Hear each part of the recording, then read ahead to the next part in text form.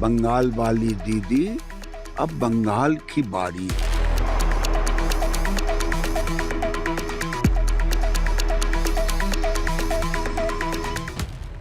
बिहार के बाद बंगाल, ममता versus BJP में अवैध बांग्लादेशी भागने लगे हैं क्या? क्या भयंकर घमासान मचा है? बीएलओ की मौत का सच क्या है? बहुत कुछ इस पहले चैप्टर। इंडी गठबंधन ने तो जैसे कसम खा रखी है कि बार बार चुनाव हारेंगे, लेकिन सीखेंगे कुछ नहीं बॉस। इंडी गठबंधन ने तो जैसे कसम खा रखी है कि बार बार चुनाव हारेंगे, लेकिन सीखेंगे कुछ नहीं बॉस। सिर्फ नरेंद्र मोदी को कोसते रहना है इन लोगों, सोचते हैं उसी से जीत जाएंगे। अरे उससे जीत मिलती है। बिहार में नरेंद्र मोदी ने इन्हें इतनी बुरी तरह से हराया है, लेकिन ना तो राहुल गांधी, ना ममता बनर्जी, ना अखिलेश यादव, कोई इनमें से सबक सीखने को तैयार ही नहीं है। ये फिर से वही काम करने लगे हैं। नरेंद्र मोदी को घेरने के लिए फिर से फूकी हुई कारतूसें निकाल लिए हैं। जैसे आप देखिए कि ममता बनर्जी बंगाल में एसआईआर के उस मुद्दे पर बवाल कर रही हैं जो मुद्दा बिहार में पिट चुका। राहुल गांधी फिर से इसी फूके हुए मुद्दे पर अड़े हुए कि ना मैं तो छोड़ूंगा नहीं, हार की सेंचुरी लगा के मानूंगा, ऐसा लग रहा है। कांग्रेस के टूटने की नौबत आ रही है। सहयोगी दल भी माथा पीट रहे हैं, कोस रहे हैं, लेकिन ये बदल जाएंगे। बदल गए तो राहुल गांधी कैसे? राहुल गांधी के चक्कर में कांग्रेस को कुछ समझ ही में नहीं आ रहा कि चुनाव हारने के लिए चुनाव आयोग को दोषी ठहराने से कुछ नहीं होगा, मोदी को कोसने से कुछ नहीं होगा, खुद की चीजें ठीक करनी होंगी, और वो ये कर नहीं रहे। इसलिए आप देखिए कि सबका गुस्सा राहुल गांधी और कांग्रेस पर बढ़ता चला जा रहा है। कांग्रेस ने बिहार हार के बाद फिर वही वोट चोरी का मुद्दा पकड़ा हुआ है, लेकिन पब्लिक भन्नाई हुई है। आज राहुल गांधी की तगड़ी क्लास लग गई। 272 प्रबुद्ध लोगों ने देश के राहुल गांधी के खिलाफ खुली चिट्ठी लिख दी भाई। और ये कोई मामूली लोग नहीं है, कोई जज रहा है, कोई राजदूत रहा है, कोई रिटायर्ड आर्मी अफसर रहा है, कोई पूर्व ब्यूरोक्रेट है। इन सब ने राहुल गांधी के वोट चोरी के मुद्दे की धज्जियां उड़ा दी। इनमें आप देखिए 16 जज हैं जिन्होंने खुली चिट्ठी लिखी है, 14 राजदूत हैं, 144 रिटायर्ड आर्मी अफसर हैं भाई, 123 पूर्व ब्यूरोक्रेट्स हैं। और इन सब ने कैसे राहुल गांधी के वोट चोरी के मुद्दे को धुआं किया है, धुआं। राहुल गांधी के खिलाफ अब ओपन लेटर में क्या लिखा है आज आपको दिखाऊंगा, तो आप भी कहेंगे कि भाई इन लोगों को जो है ना चिंता हो रही है देश की, राहुल गांधी को नहीं होती है। आज आपको यह भी बताऊंगा कि कांग्रेस ने बिहार चुनाव के बाद जो नया प्रोपेगेंडा शुरू किया कि 100 की सेटिंग, 122 की सेटिंग, उसका सच क्या है। बिहार में बीजेपी एनडीए के कई जीते कैंडिडेट्स को एक जैसे वोट मिले, यह कांग्रेस फैला रही है। कांग्रेस फिर वही ब्लंडर कर रही है जिसमें वो हारती है, और उसका सच मैं आपको दिखाऊंगा। आपको यह भी बताऊंगा कि कैसे इंडी गठबंधन में कांग्रेस के सहयोगी भी अब उससे परेशान हो गए। खुद कांग्रेस में लोग परेशान हैं। नरेंद्र मोदी ने कांग्रेस के टूटने की जो बात कही थी वो कहीं सच ना साबित हो जाए। इस सब से दूर नरेंद्र मोदी कैसे अपने काम में जुटे हैं, बिहार में कैसी नई सरकार के गठन का काम चल रहा है। कल जो लोग कह रहे थे नीतीश कुमार को सीएम नहीं बनाएंगे, कल नीतीश कुमार सीएम बनने जा रहे हैं, शपथ लेने जा रहे हैं। बंगाल में अलग बवाल मचा है। देश की इस तूफानी राजनीति का पूरा चैप्टर खोलूं उससे पहले जरा ट्रेलर देखिए।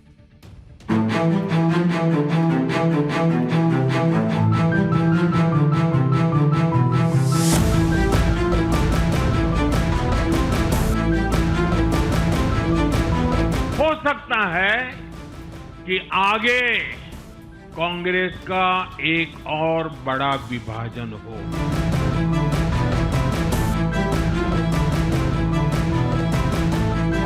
कांग्रेस की राजनीति का आधार अब सिर्फ और सिर्फ नेगेटिव पॉलिटिक्स हो गया है।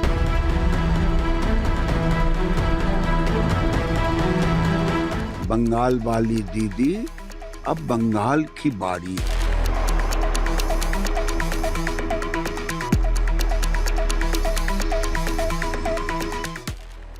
इंडी गठबंधन ने गजब कर रखा है। पब्लिक बार बार चुनाव में हरा रही है, लेकिन इनके समझ में ही नहीं आ रहा कि गलती कहां है इनसे।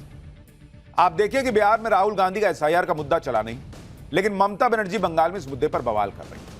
एसआईआर बंगाल में शुरू हुआ, तब से बंगाल से अवैध बांग्लादेशियों के भागने की तस्वीरें आ रही। दूसरी तरफ राहुल गांधी हैं कि अपने पुराने तौर तरीकों पर ही चल रहा है। कोई मंथन किया भी तो उसमें कुछ बदला नहीं, वही वोट चोरी, वही वोट चोरी। बेसिर पैर की बातों से जनता अलग उखड़ी हुई है इन लोगों से। ऐसे में राहुल गांधी का विरोध तेज हो गया है और खुद इंडी गठबंधन में हो रहा है। इंडी गठबंधन में कुछ लोग तो कह रहे हैं कि बिहार में जो दुर्दशा हुई उसे कांग्रेस भूल गई है, लेकिन कांग्रेस ऐसी ही सोच से चलती रही तो उसे पता नहीं कि बीजेपी के तूफान में कांग्रेस तिनके की तरह उड़ जाएगी। यह किसने कहा है आगे आपको बताऊंगा। लेकिन पहले राहुल गांधी का हाल आप देखिए। बिहार में हार के बाद राहुल गांधी ने एक हाई लेवल मीटिंग की। भाई सबको लगा कि कुछ तूफानी करेंगे, जिम्मेदारी लेंगे कि मैं 95 हार में हिस्सा रहा हूं, मैं हट जाता हूं। अरे भाई, राहुल गांधी अलग लेवल पे चल रहे हैं। सूत्रों से खबर है कि मीटिंग में राहुल गांधी ने फिर से चुनाव आयोग और एसआईआर पर सवाल उठाए। राहुल गांधी ने कहा कि उनकी पार्टी इस लड़ाई को संगठन के तौर पर, सियासी तौर पर और कानूनी तौर पर लड़ेगी। सूत्रों से खबर है कि राहुल गांधी ने कहा कि बिहार में जल्दबाजी में एसआईआर किया गया और जो जेन्युइन वोटर्स हैं उनके नाम हटा दिए गए। राहुल गांधी ने यह भी कहा कि कांग्रेस और इंडी गठबंधन नतीजों की गहरी समीक्षा करेगा। ये समीक्षा ही करते रह जाएंगे। राहुल गांधी इस हाई लेवल मीटिंग में उन 12 राज्यों के नेता भी मौजूद रहे जहां चुनाव आयोग एसआईआर की प्रक्रिया चला रहा है या चलाने वाला है। कांग्रेस ने एसआईआर के खिलाफ दिल्ली के रामलीला मैदान में बड़ी रैली का भी ऐलान कर दिया। कांग्रेस अब कह रही है कि वो अब एसआईआर के खिलाफ सड़क पर उतर जाएगी। कांग्रेस को यह समझ में नहीं आ रहा कि वो सड़क पर उतरने की बातें कर रही है। राहुल गांधी की ये पॉलिटिक्स उन्हें ऑलरेडी सड़क पर ले आई है। पब्लिक उनको सड़क पर ले आई है, बॉस वोट नहीं दे रही, इनको समझ ही में नहीं आ रहा है। राहुल गांधी, कांग्रेस, इनमें से कोई बदलने के मूड में नहीं दिख रहा। सबसे खराब प्रदर्शन का सारा बोझ जो है वो उन्होंने उठाया और चुनाव आयोग के माथे पर डाल दिया कि इसकी वजह से हारे। और हमने आपको कहा भी था कि ये लोग उसी का बेस बना रहे हैं क्योंकि इनको पता था ये हारे। लेकिन कई लोग, कांग्रेस के अंदर कई नेता आत्ममंथन के लिए बोल रहे हैं, पार्टी की नीतियों पर सवाल उठ रहा है। लेकिन उधर राहुल गांधी चुनाव आयोग के खिलाफ नया मोर्चा खोलने की तैयारी में। हालांकि राहुल गांधी के खिलाफ खुद ही मोर्चा खुल गया। कांग्रेस के कुछ नेताओं और इंडी के सहयोगी के बाद अब समाज का एक वर्ग भी राहुल गांधी को घेर रहा है। 272 प्रभावशाली लोगों ने राहुल गांधी के खिलाफ लेटर लिख दिया। चुनाव आयोग जैसी संवैधानिक संस्था की इमेज के खराब करने के लिए राहुल गांधी की आलोचना की गई है। इस लेटर में कहा गया है कि देश के संविधान पर हमला किया जा रहा है। कभी संसद, कभी सेना, कभी जुडिशरी, इन सब की इमेज खराब करने की कोशिश की जा रही है और अब चुनाव आयोग निशाने पर है। इस ओपन लेटर में कहा गया है कि राहुल गांधी ने चुनाव आयोग पर गंभीर आरोप लगाए, धमकियां दी, लेकिन हलफनामे के साथ एक भी आधिकारिक शिकायत नहीं। इस लेटर में राहुल गांधी को यह सलाह भी दी गई कि वो अपने सियासी खुन्नस को साइड में रखें और लोकतांत्रिक तरीके से आए नतीजों को स्वीकार करें। ये जो कांग्रेस के नामदार हैं, ये जिस रास्ते पर कांग्रेस को लेकर चल रहे हैं, इसके प्रति घोर निराशा, घोर नाराजगी अंदर ही अंदर पनप रही है। और मुझे तो आशंका है, हो सकता है कि आगे कांग्रेस का एक और बड़ा विभाजन हो। यानी इस देश के प्रबुद्ध लोग राहुल गांधी को चिट्ठी लिख के समझा रहे हैं, बॉस, कि देश का बेड़ा गर्क ना कीजिए, आपके पॉलिटिक्स का बेड़ा गर्क हो रखा है, उसको सुधारने पर काम कीजिए। उधर पब्लिक का गुस्सा भी बढ़ता जा रहा है क्योंकि वोट चोरी का नाम लेकर राहुल गांधी और कांग्रेस ऐसी ऐसी बातें कर रहे हैं जिनका सिर पैर है ही नहीं। आप देखिए कि बिहार के चुनाव नतीजे के बाद भी ऐसा ही हो रहा है। कांग्रेस एनडीए के 8 कैंडिडेट की जीत का आंकड़ा लेकर आई, कह रही है कि चुनाव आयोग ने इसमें 100 का खेल किया है क्योंकि जीते हुए कैंडिडेट्स को जितने वोट मिले हैं उसमें शुरुआती 3 अंक 100 है। इसके बाद कांग्रेस बीजेपी के 5 कैंडिडेट की एक और लिस्ट लेकर आई। इसमें आरोप लगाया कि चुनाव आयोग ने 122 का अच्छा जुगाड़ किया है क्योंकि जीते हुए कैंडिडेट को जितने वोट मिले उसके शुरुआती 3 अंक 122 है। कोई सिर पैर है इस बात का बॉस? जिसको भी मान लीजिए कि अगर वोट मिल रहा है और उसमें शुरू में 100 आ गया, उसके पीछे कुछ भी हो तो वो वोट चोरी हो गई। कांग्रेस की क्या हालत हो गई है कि मतलब अपनी गलती न माननी है, अपने आप को बचाना है, गांधी परिवार पे सवाल ना उठ जाए और इनके चिल्ले चपाटों पे कोई सवाल ना उठ जाए, इसके लिए ये लोग कुछ भी लॉजिक लेकर आ रहे हैं जिसका कोई सिर पैर नहीं। जो सोशल मीडिया पे चल रहा था उसे कॉपी पेस्ट किया, चिपका दिया और इसी वजह से इन लोगों की क्रेडिबिलिटी जो है वो घास चरने जाती है। क्रॉस चेक तक नहीं करते हैं, फैक्ट चेक तो दूर की बात है। 100 की सेटिंग, 122 की सेटिंग का नाम लेकर प्रोपेगेंडा फैला रहे हैं। मैं आपको इसका सच दिखाता हूं। पंजाब, कर्नाटक, हिमाचल प्रदेश और जहां कांग्रेस और इंडी गठबंधन की जीत हुई वहां ऐसे कई उदाहरण मिल रहे हैं जहां जीतने वाले कैंडिडेट को मिले वोट के नंबर शुरुआती 3 डिजिट 1 है। जैसे आप पंजाब में 2017 में हुए चुनाव का डेटा देख लीजिए। अमृतसर नॉर्थ से कांग्रेस के सुनील दुत्ती को 59,212 वोट मिले। राजा सांसी को कांग्रेस के सुखविंदर सिंह को 59,628 वोट मिले। तरन तारण से कांग्रेस के धर्मवीर अग्निहोत्री को भी 59,794 वोट मिले। जालंधर कैंट से कांग्रेस के परगट सिंह को भी 59,349 वोट मिले। राजपुरा से कांग्रेस के हरदयाल सिंह कंबोज को 59,107 मिले। तो कांग्रेस क्या 59,000 वाला खेला कर रही थी और इसीलिए कांग्रेस की उस वक्त सरकार बन गई थी। इसी तरह पठानकोट से कांग्रेस के अमित विज को 56,383 वोट मिले। मुकेरिया से कांग्रेस के रजनीश कुमार को 56,787 वोट मिले। दसूया से कांग्रेस के अरुण डोगरा को 56,527 वोट मिले। यहां भी कांग्रेस के सभी उम्मीदवारों को 56,000 वोट के आसपास मिले। तो क्या उन्होंने खेला किया था? भोगा से कांग्रेस के जोगिंदर पाल को 67,865 वोट मिले। गुरदासपुर से कांग्रेस के बरिंद्र मीत सिंह को 67,709 मिले। गिल सीट से कांग्रेस के कुलदीप सिंह को 67,927 मिले। फिरोजपुर सीट से कांग्रेस के परमिंदर सिंह को 67,559 वोट मिले। तो ये 67,000 वाला खेला चल रहा था क्या? आप ये लोग ये भी नहीं सोचते हैं कि भाई आज की डेट में लोग पाठशाला देखते हैं, अवेयर रहते हैं, तुरंत धरा जाएंगे ये लोग, और उसके बाद ऐसा नैरेटिव चलाते हैं तो क्रेडिबिलिटी जो है वो ढेले भर की नहीं बचती। उसके बाद कहते हैं कि मैं बोलता हूं तो पब्लिक मानती क्यों नहीं है। अरे कैसे मानेगी बॉस? और पंजाब में ये लोग जीते थे जिस वक्त का आपको आंकड़ा बता रहा हूं। कर्नाटक देखिए ना, 2023 के चुनावों में कांग्रेस ने सरकार बनाई, वहां भी इनके कैंडिडेट्स का ऐसा ही डेटा था। तब तो चुनाव आयोग पे सेटिंग का आरोप नहीं लगा। जैसे बागलकोट से कांग्रेस के एचवाई मिति को 79,336 वोट मिले। मुद्दे बिहाल से कांग्रेस के केसीएस नायगौड़ा को 79,483 वोट मिले। मस्की सीट से कांग्रेस के बसनगौड़ा तुरविहाल को 79,566 वोट मिले। तीनों सीट पर उम्मीदवार जो है वो 79,000 वोट से जीता था। तो यहां 79,000 वाला खेला हो रहा था। हिमाचल, जहां कांग्रेस ने 2022 में सरकार बनाई, जयसिंहपुर से कांग्रेस के यादविंदर गोमा को 28,058 वोट मिले। श्री रेणुका जी सीट पर कांग्रेस के विनय कुमार को 28,642। कसौली से कांग्रेस के विनोद कुमार सुल्तानपुरी को 28,200। रामपुर से कांग्रेस के नंदलाल को 28,397। चारों सीट पर कांग्रेस के उम्मीदवार को 28,000 वोट मिले। भट्टियात सीट पर कांग्रेस के कुलदीप पठानिया को 25,989 वोट मिले। कसुमपट्टी सीट से कांग्रेस के अनिरुद्ध सिंह को 25,759 वोट मिले। तो ये क्या 25,000 वाला खेला हो रहा था क्या? ऐसे इतने उदाहरण है कि कितने देते चले जाएं। कांग्रेस पार्टी नहीं बदल रही बॉस। वोट चोरी के आरोपों पर भी कांग्रेस अपने जाल में फंसती जा रही है। आरोप लगा रही है कि बिहार में महिलाओं के खाते में 10,000 रुपए डालकर वोट चोरी की गई। लेकिन ऐसा तो झारखंड में चुनाव के दौरान भी हुआ था। वोटिंग से 2 दिन पहले महिलाओं के खाते में पैसे ट्रांसफर हुए थे। सच यह है कि चुनाव आयोग उन योजनाओं पर रोक लगा नहीं सकता जिन्हें चुनाव कार्यक्रम शुरू होने से पहले शुरू किया गया था। बिहार में मुख्यमंत्री महिला रोजगार योजना की शुरुआत 26 सितंबर 2025 को हुई थी, जिसके तहत महिलाओं को आत्मनिर्भर बनाने के लिए 10,000 रुपए की मदद दी जानी थी। इस योजना के शुरू होने के बाद बिहार में चुनाव की तारीखों का ऐलान 6 अक्टूबर को हुआ। इसी तरह झारखंड में भी मैया सम्मान योजना चल रही है, जिसके तहत महिलाओं को हर महीने 1,000 रुपए दिए जाते हैं। झारखंड में इस योजना की शुरुआत जुलाई 2024 में हुई। योजना के तहत ही 11 नवंबर 2024 को 1,000 रुपए महिलाओं के खाते में ट्रांसफर हुए, जबकि मतदान 13 नवंबर को हुआ, 2 दिन बाद। तो क्या 2 दिन पहले 1,000 रुपया ट्रांसफर करके महिलाओं का वोट झारखंड में खरीदा गया था क्या? उस समय तो कांग्रेस ने झारखंड सरकार से सवाल नहीं किए, ना ही इसे वोट चोरी कहा था। आप वोटर को बिका हुआ बता रहे हैं बॉस, क्योंकि आप नहीं जीत पा रहे। अब जहां जहां एसआईआर हो रहा है वहां भी कांग्रेस मसाला ढूंढने में लगी। जयपुर में महिला बीएलओ और युवक में वोटर लिस्ट अपडेट को लेकर बहस हुई, तो कांग्रेस का इकोसिस्टम एक्टिव हो गया।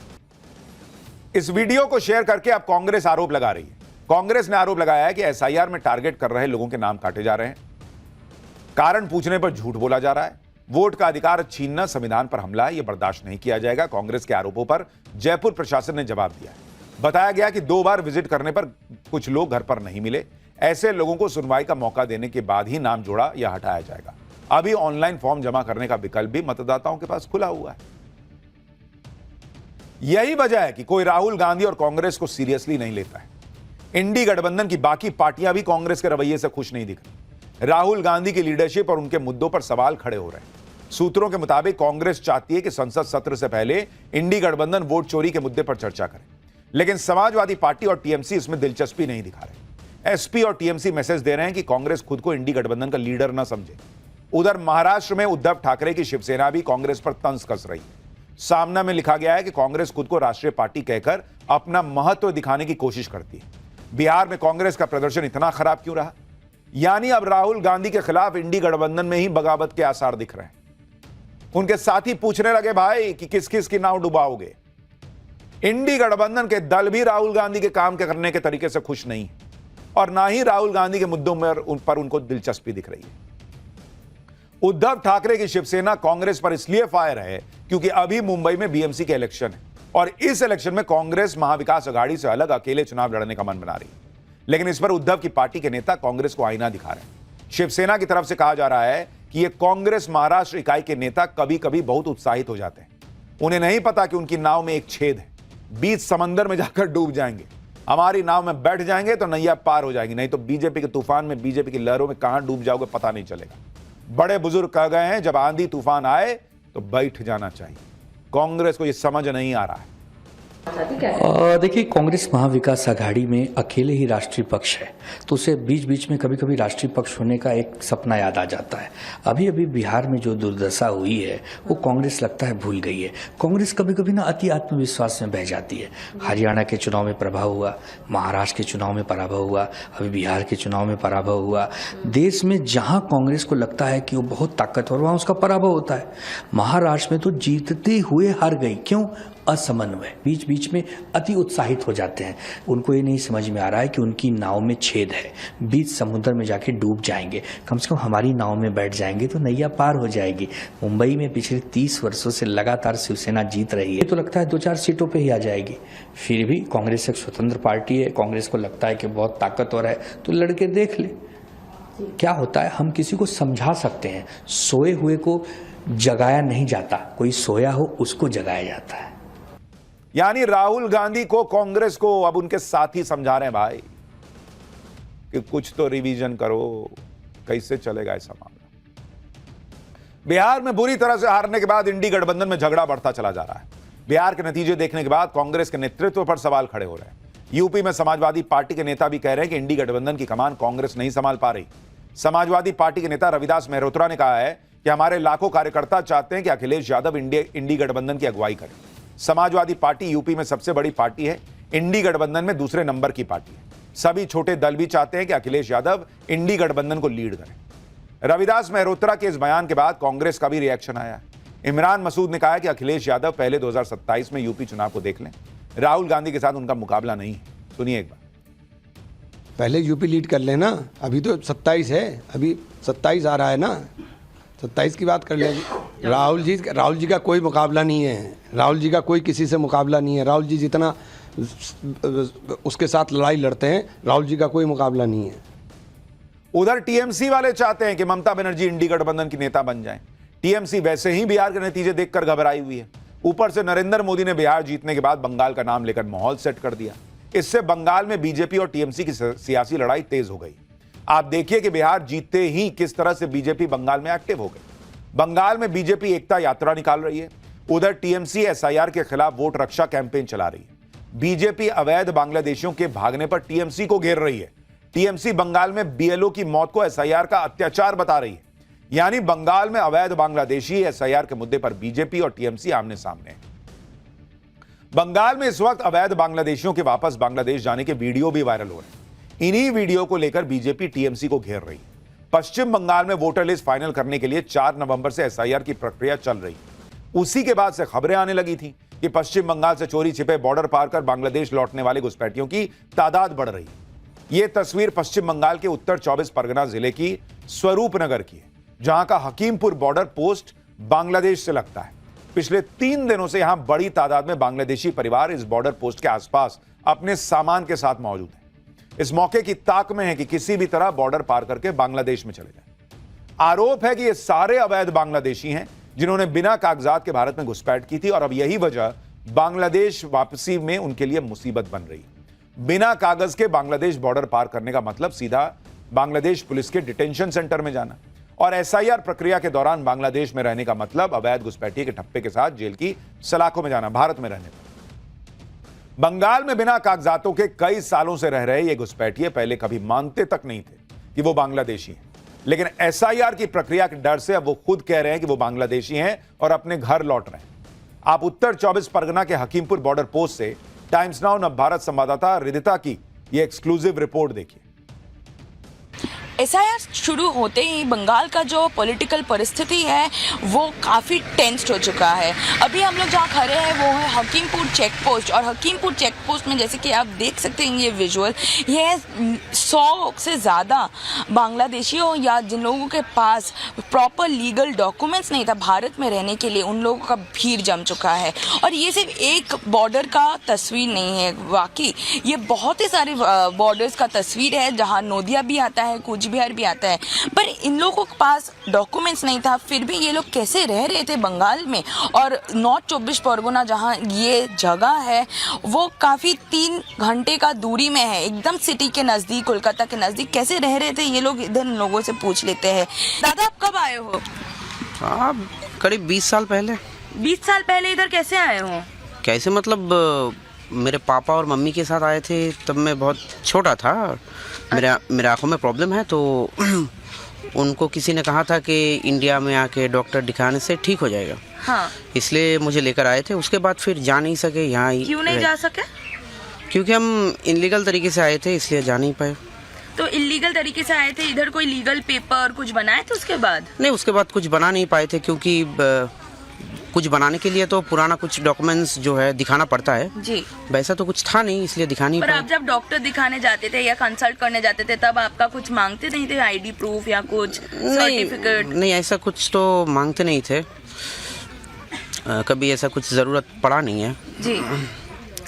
तो जहाँ रहते थे उधर भी घर भाड़े पे लेने के लिए कुछ लीगल डॉक्यूमेंट्स नहीं मांगे कोई? नहीं, ऐसा कुछ तो कभी मांगता नहीं था। पहले तो इतना कुछ ज़रूरी था नहीं, ऐसे ही दे देते थे। फिर हाँ। हम 20 साल एक ही जगह पे रह गए थे ना। कहाँ रहते थे आप? हम डानकुनी में थे। अच्छा, तो आप लोग अभी क्यों वापस जा रहे हो? वापस अभी जा रहे हैं, देखिए एक बात जो है, एसआईआर तो हो रहा है जी, ये एक बात है, और दूसरा बात यह है कि कुछ दिन पहले से हमारे वहाँ पे एक बात हो रहा था कि यहाँ एसआईआर होने के बाद एक कैंप बनाया जाएगा जहाँ दूसरे देशों के जो लोग हैं यहाँ के रहते हैं उनको वहाँ ले जाएगा। डर से जा रहे हो? डर मतलब हाँ, वो तो है ही, ज़रूर है, क्योंकि मेरा पूरा फैमिली है मेरे साथ, तो उन लोगों को लेकर तो मैं कोई रिस्क नहीं ले सकता। तो जो लोग एसआईआर को गाली दे रहे हैं बॉस, आप उनसे पूछिए कि देश में ये इतना बड़ा क्लीन अप प्रोसेस चल रहा है और उनको एसआईआर से दिक्कत क्यों है। हकीमपुर बॉर्डर पर नवभारत की पड़ताल के दौरान कई बांग्लादेशी अपना चेहरा छिपाते नजर आए। ये वो लोग हैं जो अपनी बांग्लादेशी पहचान छिपाकर खुद को स्थानीय बंगाली बताकर सालों से कोलकाता और उसके आसपास के इलाकों में रह रहे थे। अभी कैमरे पर इन्हें अपनी पहचान खुलने का डर सता रहा है। 4 नवंबर से 4 दिसंबर तक पश्चिम बंगाल में वोटर लिस्ट करेक्शन के लिए एसआईआर का प्रोसेस चल रहा है। चुनाव आयोग उसे बहुत सख्ती से अंजाम दे रहा है। हर घुसपैठिए को वोटर लिस्ट से बाहर करने की तैयारी है। ऐसे में ये अवैध बांग्लादेशी अभी किसी भी तरह बांग्लादेश भागना चाहते हैं ताकि एसआईआर की प्रक्रिया खत्म होने के बाद मौका देखकर फिर से बंगाल में घुस जाएंगे। हकीमपुर बॉर्डर पोस्ट पर बंगाल छोड़कर अभी बांग्लादेश भाग रहे कई घुसपैठियों ने इस बात को कबूला भी है। मतलब क्यों जा रहे हो? जा रहे इसीलिए जो अभी जो मांग रहा वोटर कार्ड 2002 का, तो हम लोग तो यहाँ का है नहीं, हम लोग तो बांग्लादेश का है, तो हम लोग का पास तो है भी नहीं। तो उस साइड जाओगे तो उसके बाद आप चले जाएंगे यहाँ पे कैंप पे जाना है। अच्छा, कौन सा कैंप में जाना है? हमको तो मालूम नहीं है, हम सुना है। हम तो आत्मसमर्पण यहाँ पे करा ना, हम सरेंडर कर रहे हो? सरेंडर कर रहे हैं। कोई लीगल डॉक्यूमेंट है आपके पास? कैसे आए थे फिर इस बार? ऐसे आया था, लोग पकड़ के। किसी को पैसा देना हुआ था? किसको पैसा दिए थे?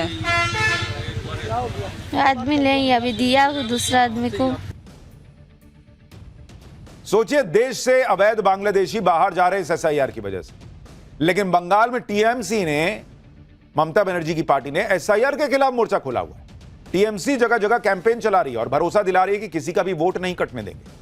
लेकिन इस भरोसे के बाद भी बांग्लादेशी घुसपैठियों की भगदड़ नहीं थम रही, क्योंकि ये बांग्लादेशी जानते हैं कि अगर जांच में उनसे कागजात मांग लिए गए तो क्या कागज दिखाएंगे। जिन्होंने किसी तरीके से आधार कार्ड बनवा भी लिए हैं उन्हें भी ये डर है कि कहीं चेकिंग में पकड़े न जाएं।